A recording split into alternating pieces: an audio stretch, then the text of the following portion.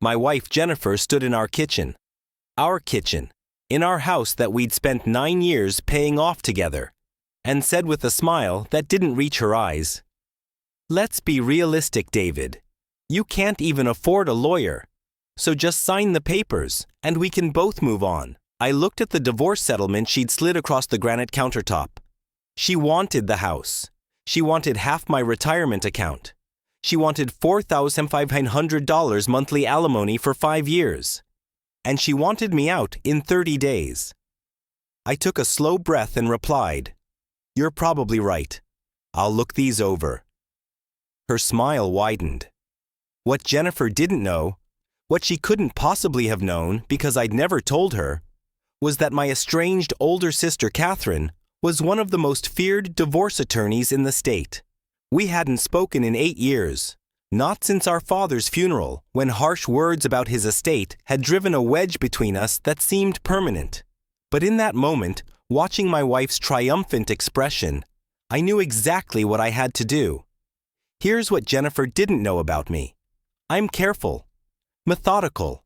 I'm an IT security specialist. I spend my days thinking about vulnerabilities, about what happens when people assume they're safe. I've never been flashy. I drive a 7-year-old Honda. I pack my lunch. I wear button-downs from outlet stores. Jennifer used to say she loved how down-to-earth I was. We met 11 years ago at a friend's barbecue. She was working in pharmaceutical sales, ambitious and energetic. I was the quiet guy who made decent money but didn't flaunt it. We dated for 2 years before getting married. The first 7 years were good, or so I thought. We bought the house together, a modest 3-bedroom in a good neighborhood. My salary covered the mortgage while hers paid for vacations and her considerable shopping habits. We talked about kids someday. We hosted dinner parties. We were, I believed, building a life. The change started about 18 months ago. Jennifer became distant. She started working late frequently, going out with her girls more often. She became critical. My job was boring. Our house was too small. Our life was going nowhere. She'd scroll through Instagram, showing me photos of her friends' exotic vacations and luxury cars, asking why we couldn't have those things. When I'd point out we were living within our means and building security, she'd roll her eyes. Then there was Madison Clark, her best friend since college. Madison had married a real estate developer named Brett Hawthorne 5 years ago and suddenly inhabited a world of country club memberships and designer handbags. Madison had always looked down on me, making subtle comments about my little tech job and our cute starter home. Whenever Jennifer spent time with Madison, she'd come home dissatisfied, picking fights about money and status. 3 weeks ago, I came home early from a conference that had been canceled. Jennifer's car was in the driveway alongside a silver Mercedes I didn't recognize. I walked in quietly. Old habit from trying not to disturb her when she worked from home. I heard voices from upstairs. Laughter. I stood at the bottom of the stairs for maybe 30 seconds, listening to my wife giggle in a way she hadn't giggled with me in over a year. I didn't storm up. I didn't confront. I walked back out, got in my car, and drove to a coffee shop where I sat for 3 hours thinking. When I came home that evening at my normal time, Jennifer was cooking dinner like nothing had happened. The Mercedes was gone. I didn't say anything. Instead, I started documenting. I checked our credit card statements, something I'd always left to Jennifer since she was better with money. I found charges I didn't recognize. Expensive dinners at restaurants we'd never been to together, hotel rooms in the city, over $47,000 spent in the last 14 months that I'd never questioned because I'd trusted her completely. I logged into our joint savings account, the one we'd built for our future, for those kids we'd talked about, for emergencies. It had held $89,000 16 months ago. It now held $31,000. When I asked Jennifer about it casually over dinner, she said she'd moved some money around for better interest rates and would explain it later. She never did. Then came that afternoon in the kitchen, the divorce papers, and her confident smirk. I've already talked to a lawyer, she said. He says I'm entitled to at least half of everything. Probably more since I've sacrificed my career advancement to support your boring lifestyle. She said it like she was doing me a favor by only asking for half. Brett says you'll probably just agree because fighting it would cost more than you'd save. Brett. Not Madison's husband Brett. Just Brett. The name fell from her lips with casual familiarity. You've been discussing this with Brett? I asked quietly. He knows about these things, she said, waving her hand dismissively. He's been very helpful, actually. He says guys like you, nice guys who avoid conflict, always just sign. You can't afford to fight me, David. My lawyer alone costs $450 an hour. What are you going to do? Represent yourself? I looked at her, really looked at her, and saw a stranger, this woman who I'd loved, who I'd built a life with, was standing in our kitchen telling me I was too weak and too poor to fight back. She'd already divided our life in her mind, already spent the money she'd get from me, already moved on to whoever was waiting in the wings. You're probably right, I said again. I'll sign them. She actually hugged me. I'm glad you're being mature about this, she said. Most men would make this ugly. That night, alone in the guest room where I'd been sleeping for 3 weeks, I stared at my phone for an hour before I finally pulled up my sister's contact. My finger hovered over the call button. Catherine and I hadn't parted well. Our father had left us his house and a small investment portfolio. Catherine had wanted to sell everything immediately and split it. I'd wanted to keep the house, buy her out slowly. We'd said terrible things to each other. She'd called me sentimental and foolish. I'd called her cold and greedy. We'd both been grieving and angry, and we'd burned the bridge between us to ashes. But Catherine was the best at what she did. Even estranged, even after 8 years of silence, she was my sister. I pressed the button. She answered on the 3rd ring. David. Her voice was cautious, surprised. Catherine. My voice cracked. I need help. There was a pause. Then, tell me everything. I talked for 45 minutes. I told her about Jennifer, about the changes, about the money, about Brett, about the papers sitting on the kitchen counter demanding I surrender everything I'd worked for. When I finished, there was silence on the line. You still have access to the financial records?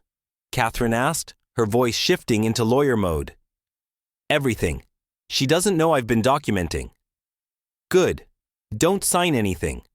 Forward me every statement, every receipt, every email you have. When's she demanding you respond?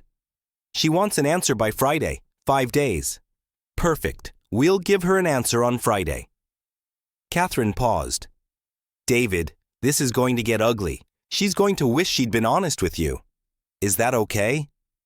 She said I couldn't afford you. Catherine laughed. A sharp, dangerous sound I remembered from our childhood when someone had made the mistake of underestimating her. You don't have to afford me. I'm your sister. Now send me everything and don't let her know you've talked to me. That week was the longest of my life. Jennifer floated through the house making plans, talking on the phone about apartments she was looking at, lunches she was planning. On Wednesday, I saw her texting someone with a smile on her face. And when I walked by, she quickly locked her phone. On Thursday, Madison came over and they drank wine in the living room. And I heard Madison say, I told you he'd fold. Nice guys always do. Friday morning, Jennifer came downstairs, dressed like she was going to a business meeting. So, she said brightly, have you signed? I think we should meet with lawyers present, I said calmly. Her face hardened. David, don't be stupid. That's just going to cost you money you don't have. I've retained representation. She actually laughed. With what money? Who did you get? Some strip mall lawyer from a TV ad? Her name is Catherine Sterling. I watched the name. Register. Jennifer's smile faltered. That's There's a divorce lawyer named Catherine Sterling who's my sister. The color drained from her face. Catherine Sterling wasn't just any divorce lawyer. She'd made her reputation destroying people who tried to hide assets or commit fraud in divorce proceedings. She'd been featured in legal journals. She'd won cases against some of the most expensive lawyers in the state. She was known for being absolutely merciless. "You said you didn't talk to your sister," Jennifer whispered. "I didn't. Until Monday night. She's very interested in our case, particularly in where $58,000 from our savings account went." I kept my voice level. "She's requested a full forensic accounting. We have a meeting scheduled at the courthouse on Monday at 10 a.m. She suggests you bring your lawyer. All of your financial records, and anyone who's been advising you." Jennifer's hands started shaking. "David, let's talk about this." Monday, 10 a.m. Catherine's filing the response to your petition this afternoon. I walked out of the house and drove to work, my own hands shaking on the steering wheel. That evening, when I came home, Jennifer's car was gone. She didn't come back that night. The weekend crawled by. Catherine called Saturday morning. "David, this is even worse than you thought. I've had my forensic accountant do a preliminary review." "The money from your savings?" "It went to a joint account she opened with Brett Hawthorne. They've been planning this for over a year. There are emails, she didn't delete them from the cloud backup sloppy, where they discuss waiting until just before your 10-year anniversary so she could maximize alimony claims while you'd be less likely to fight." I felt sick. They planned this? Every detail. Brett's apparently done this before. His first wife got cleaned out in their divorce because he hid assets expertly. He was coaching Jennifer. The spending, that was deliberate. They were using your marital funds to finance their affair while depleting your joint savings so you'd be too financially strained to hire good representation. Catherine's voice was ice. "They thought you were a mark, David, an easy target, someone too nice to fight back. What happens Monday?" "Monday, we go to war." The courthouse on Monday morning was intimidating. All marble columns and echoing hallways. I arrived at 9:45 wearing my best suit, which was still visibly off the rack. Catherine was already there, and I barely recognized her. She wore a charcoal suit that probably cost more than my car, her hair pulled back severely, carrying a leather briefcase that looked like it could double as a weapon. She looked like exactly what she was. Dangerous. "David." She didn't hug me, but her eyes softened slightly. "Ready?" "I think so." "Conference room C. Don't say anything, unless I tell you to." "Let me handle this." We walked into the conference room. Jennifer was already there with her lawyer, a middle-aged man named Robert Crawford who looked far too confident for my comfort. Jennifer had dressed carefully. A conservative dress, minimal makeup, playing the role of the wronged wife. When she saw Catherine, her face went white. Crawford stood. "Ms. Sterling, I didn't realize you were. I thought this was a simple, uncontested." "Nothing about this is uncontested, Mr. Crawford." Catherine set her briefcase down with a thud that echoed. "Shall we begin?" Before Crawford could respond, the door opened again. Brett Hawthorne walked in, tall and tanned, wearing an expensive suit and an expression of casual superiority. "Sorry I'm late," he said. "Jennifer asked me to." He stopped when he saw Catherine. Her smile could have frozen fire. "Mr. Hawthorne, how convenient. I was hoping you'd attend." Catherine gestured to a chair. "Please sit. You're going to want to be seated for this." "I'm just here to support Jennifer," Brett said, but he sat down, and I noticed his confidence had cracked slightly. Catherine opened her briefcase and pulled out a stack of documents 6 inches thick. "Let's start with the petition for divorce. Mrs. Morrison requests the marital home, valued at $340,000, half of Mr. Morrison's retirement account totaling approximately $67,000, and monthly alimony of $4,500 for 5 years. She looked up. Her argument is that she's entitled to maintain the lifestyle she enjoyed during the marriage. Is that correct, Mr. Crawford? Yes, that's the basis of the petition. Interesting. Catherine pulled out another document.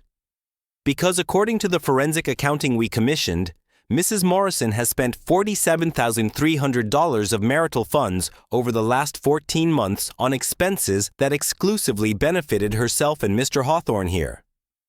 Would you like me to read them? There's a particularly expensive weekend at the Belmont Hotel last April. The chocolate truffles on the room service bill alone cost more than my client spends on groceries in a month. Jennifer's face went from white to red. I can explain. Please don't. Catherine's voice cut like a scalpel. Because we're under oath in these proceedings, and I'd hate for you to commit perjury so early in the process. Mr. Crawford, your client has also depleted the marital savings account from $89,000 to $31,000, transferring funds to a joint account she established with Mr. Hawthorne. Were you aware of this? Crawford looked at Jennifer with an expression I can only describe as betrayed fury. No, he said tightly. I was not. Were you aware that Mrs. Morrison and Mr. Hawthorne have been conducting an affair for approximately 18 months? No. Catherine pulled out printed emails. These are from Mrs. Morrison's cloud email account, which my client has legal access to as they shared the account for household management. In them, Mrs. Morrison and Mr. Hawthorne discussed their relationship, their plans for Mrs. Morrison's divorce, and specifically, she put on reading glasses. And I quote, David's too nice to fight back. He'll probably just agree to everything. Brett says guys like him always do. She looked up at Jennifer, and her expression was predatory.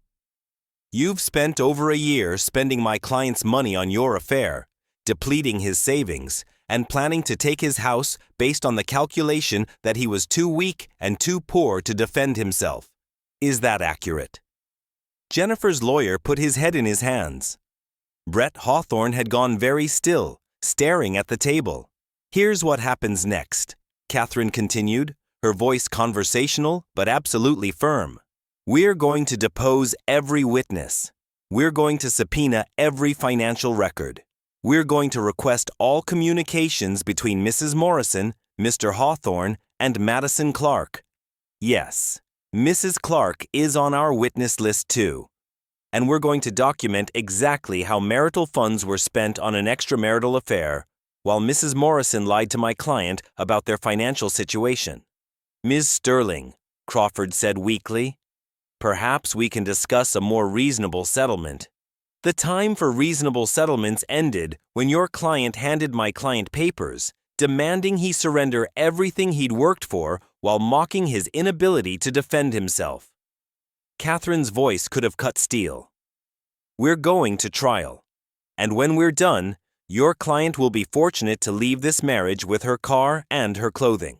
Over the next 4 months, Catherine systematically demolished every argument Jennifer's lawyer attempted. The depositions were brutal. Madison Clark, under oath, admitted she'd been encouraging the affair, that she'd helped Jennifer hide purchases, that she and Brett had double dated with Jennifer and Brett while Jennifer was still married to me. She tried to backtrack, but Catherine had receipts, literally. Dinner reservations, hotel bookings, credit card statements. Brett Hawthorne's deposition was even worse. Catherine had discovered his pattern. He'd done this before, seducing married women, helping them divorce their husbands by hiding and spending marital assets, then moving on once the divorce was final, and the woman had access to her settlement. He'd done it to his first wife. He'd done it to at least 2 other women. He wasn't in love with Jennifer. He was a predator who'd identified a mark. When confronted with the evidence, Brett actually tried to charm Catherine, suggesting they could work something out. She looked at him with contempt and said, Mr. Hawthorne, the only thing we're working out is how much you're going to pay in alienation of affection damages. Apparently, you can sue someone for destroying a marriage in our state. I hadn't known that. Catherine had. Jennifer's world fell apart piece by piece. Her friends, confronted with evidence of the affair, distanced themselves. Madison's husband, furious at being made a fool of, filed for divorce. Turned out Madison had been covering for Jennifer while conducting her own affair. Jennifer's employer, learning about her use of business trips for assignations with Brett, quietly suggested she resign. Brett, seeing the legal bills mounting and realizing Jennifer had no money to take, broke up with her via text message. 2 months into the legal battle, he was already dating someone new. Jennifer's lawyer tried 5 times to settle. Each time, Catherine refused. She had her chance to be reasonable, Catherine told me. She chose to try to destroy you instead. Now she gets to experience destruction. 6 months after that morning in the kitchen, we had our final court date. Jennifer looked hollowed out, wearing clothes I recognized from years ago because she couldn't afford new ones. Her lawyer looked resigned. The judge reviewed the evidence, all of it, and his face grew progressively more stern. When he delivered his ruling, his voice was cold. David Morrison would retain the house. Jennifer Morrison would receive none of his retirement account. No alimony would be awarded due to marital misconduct. Jennifer Morrison would be required to repay $47,300 in marital funds spent on the affair, to be paid at $500 monthly. Jennifer Morrison would pay David Morrison's legal fees, totaling $63,000. David Morrison would receive $31,000, the remainder of the savings account, plus half of Jennifer's retirement account. Jennifer left the courthouse with essentially nothing but debt. The affair that was supposed to lead to a better life had destroyed her completely. The man she'd betrayed me for had abandoned her. The friends who'd encouraged her had scattered. The job she'd sacrificed for girls' weekends with Brett was gone. She'd gambled everything on her belief that I was too weak and too poor to fight back. She'd been catastrophically wrong. But here's the thing. The real victory wasn't the house or the money or even the vindication, though I'd be lying if I said those didn't matter. The real victory was what happened 3 weeks after the final judgment.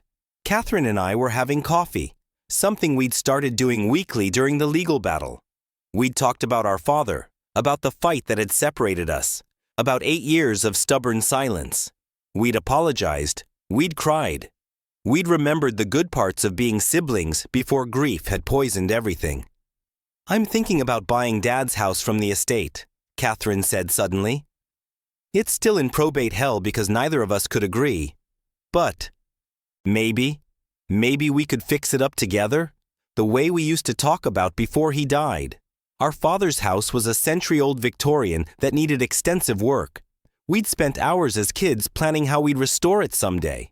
Then he died, and we'd fought over it, and it had sat empty for 8 years, deteriorating.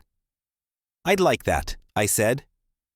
Now we spend weekends there, me and my brilliant, terrifying sister, stripping wallpaper and refinishing floors and remembering what it felt like to be family. She tells me about her cases. I tell her about security systems and network vulnerabilities.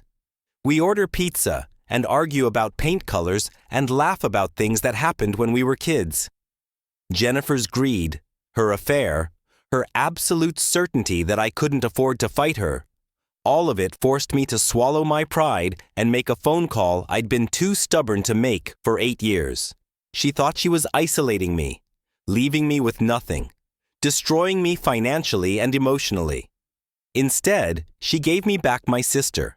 Last weekend, Catherine and I were installing new kitchen cabinets in Dad's house when her phone rang. She listened for a moment, then hung up and smiled at me. That was Jennifer's lawyer. She's filed for bankruptcy. The court fees and repayment plan destroyed her credit.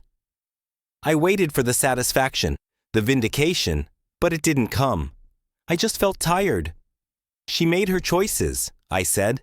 "She did," Catherine agreed. "She thought she could destroy you because you were kind. She learned that kind doesn't mean weak." She handed me a screwdriver. "Now help me with this cabinet. It's crooked." I look at my life now. The house that's truly mine.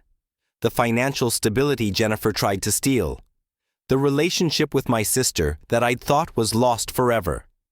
And I think about that moment in the kitchen when Jennifer slid those papers across the counter and said I couldn't afford a lawyer. She was wrong about so many things. I could afford a lawyer. I just didn't have to pay for the best one. I wasn't too weak to fight. I was strategic enough to know when to call in reinforcements. And her attempt to leave me with nothing actually gave me everything that matters. She tried to take advantage of my kindness, my patience, my quiet nature. She mistook those qualities for weakness.